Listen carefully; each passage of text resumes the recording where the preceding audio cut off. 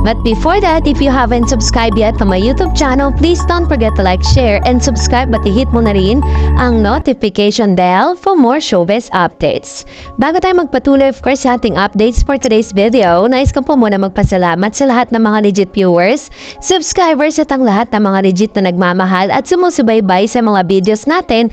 Maraming salamat po. And for today's video, kani-kanina nga lang ay nag-trending itong si Sir Alden Richards sa kanyang pag-guest dito po sa nasabing noontime program ng GMA at ng ABS-CBN ng It's Showtime. Dito po ay pinakita ni Alden Richards kung paano siya talagang masasabing darling of the crowd kasi kinaliwan nga ng ilang mga netizen sa studio audience ang ginawa ni Mr. Alden Richards kung saanong nag-guest po siya sa noontime programs show ng Madlang People nitong ngayong Sabado. Pag-akyat-akyat kasi ni Alden sa stage ay isa itong niyakap niya at tinalikan ng lahat ng mga host na nasa stage kaya inutusan at pinalapit din ni Kim Chubong Navarro, Ogie Alcacid at iba pa na si Alden Richards sa audience para batiin din ang mga ito. Sinunod naman ng kapuso actor ang request, madali siyang kausap at patakbo na itong umakyat at sa pinakamataas sa bahagi ng audience, pinagyayakap at pinaghahalikan niya ang lahat ng nasa live studio audience. Bongga, diba? So, pero lahat po ay naging happy sa ginawang guesting ni Mr. Alden Richards dito po sa nasabing noontime program. Pero eto na, panoorin natin po. Parang yun talaga yung patutunguhan ng tanong ni Kuya Bong. Oo, parang wala kang pagod pag nakikita mo itong inspiration mo.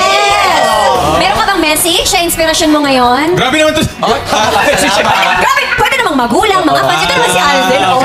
So, hindi, sa mga nagbibigay inspirasyon sa akin, maraming salamat sa inyo dahil kayo ang bumubuhay sa aking ginagawa. At nag-enjoy naman ako, syempre, at least para makita naman at ma-proud sa akin yung mga taong to. Wala ka. Kayo ba yun? Ang akala ni Alden Richards sa pagpunta niya sa It's Showtime, sa pagtungtong niya sa stage, ay magpupromote lamang siya ng kanyang pinakabago na teleserye dito po sa GMA7 Ang Pulang Araw. Pero hindi niya alam na sa ganap na ito ay talaga namang tutuksoin siya at bubuking siya. Ibubuking siya ng ilang mga host, katulad ni Mr. Bong Navarro kung saan sinabi nga na parang napapansin daw di umano nila na sa dami nga ganap netong si Alden Richards ay kitang-kita naman na sobrang inspired. Kaya naman hindi rin nagpatalo si Kim Chu na sinabing ano raw di umano ang kanyang mensahe para sa taong nagpapa-inspire dito kay Mr. Alden Richards. Nakita naman natin yung reaction ni Alden during those times, talagang sobrang nakikringe, nahihiya siya and everything, diba? Pero sa tingin naman natin ay talagang kinakikiligan, diba? Kasi nga, diba, parang mas gusto talaga niya na huwag pag-usapan, pero dahil nandun na sa parte na yon, hindi na po naiwasan. So, kitang-kita naman natin na kahit kung mga kapwa-artista nila, diba, kapwa na mga nasa showbiz, kahit hindi po sila umamin sa publiko, ay alam na nila ang galawan ng ilang mga celebrity. Kapag ganito ka-sweet, ganito ka-tinde yung kanilang tinginan, yung kanilang relationship, naiispatan pa silang magkasama, sino na lang kayang tanga hindi maniniwala na talagang may relasyon silang dalawa. Kasabay pa nito na nagte-trending ngayon, yung ipinadala at pinost ni Mami Mino, yung hinatid ko sa inyong balita kahapon na ipinost ni Mami Min ang bulaklak na ipinadala or dinala ni Mr. Alden Richards to Miss Kathleen Bernardo na may signature niya. Mamaya katalakayin natin yun. At dahil dyan, narito ang inyong mga komento. Unahin natin ang isang comments mula sa isang user. Sabi niya, halata naman kay Alden, galing yung flowers. Si Mami Min proud siya sa sincerity ni Alden. Go Mami Min, go Alden, go cut then, go cut dance. I love it. Ayan. So, salamat po. And Miss Perla Takehana, Dar Eds, ang sarap pakinggan ng boses mo. Kaya gustong-gusto ko ang site mo at saka puro fact lang ang nire-report mo. Keep it up and stay a cut then reporter. You always have my support. Thank you, Ma'am Perla, sa inyong mainit na pagsuporta at palagiang panonood, dito po sa ating updates dahil lagi ko pong ihahatid sa inyo ang pinaka-precious na news about Kathleen and Alden Richards. Miss Alice Canisin, correct queen of endorsement. Stay humble, Kat. Patuloy na maging mabait, lalo na sa mga fans. Patuloy mo silang mahalin, katulad ng pagmamahal nila sa'yo. Tama naman, 'di ba? Ganoon naman din si Kat kung gaano po siya, kung ano po yung energy na nakukuha niya towards the fans, ganon din po yung ibinabalik niya. Never po nang isnab ng fans yan once na tinawag mo yung pangalan niya at gusto mo magpa-picture, hindi ka niya bibiguin. Kahit nasa pagmamadali stage na sila, 'di ba? Talagang ganon nila tinitignan yung mga supporters. Sabi pa ng isang user, yes, they will not stop commenting Kat performance. But the truth, great and well done acts professional art, malicious mind, nag-iisip ng hindi decent. Okay, true naman, 'di ba?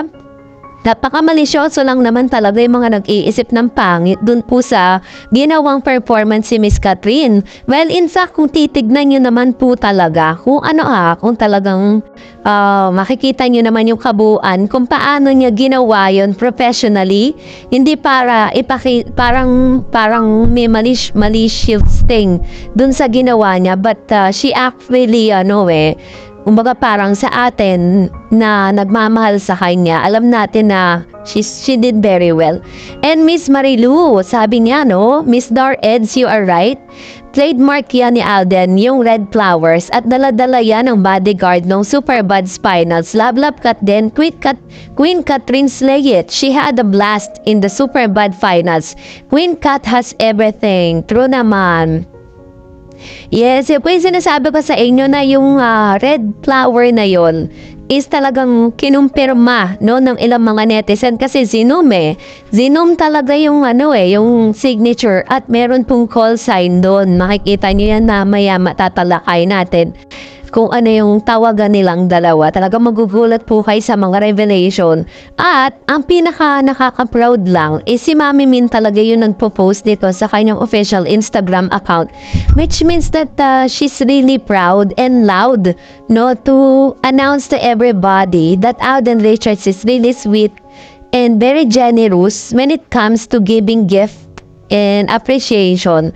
To Miss Priscilla Dadula said, ang galing ni Idol sumayaw. Sigurado ako nandun si Alden. Kung sino man ang nagsalita ng hindi maganda kay Idol, inggit lang yun at kalaban. Kung ayaw nila sa Kat din, manahimik na lang sila. Ang galing mo, Idol, wag mo na lang silang pansinin yung mga kontra. True naman, yun naman talaga yung ginagawa ngayon ni Miss Catherine. Kesa naman mag-dwell siya dun sa mga negative, dun siya, tignan mo na yung positibo. Sabi ni Mr. Renato Sayan, Alden's trademark yan, red roses, alam na this, heart. Yes. Kailangan pa ma-memorize yan si Renato, diba? And that's it for today. For more videos and updates, please don't forget to like and subscribe. And please don't forget to follow my Facebook page, Dar Eds TV. God bless everyone!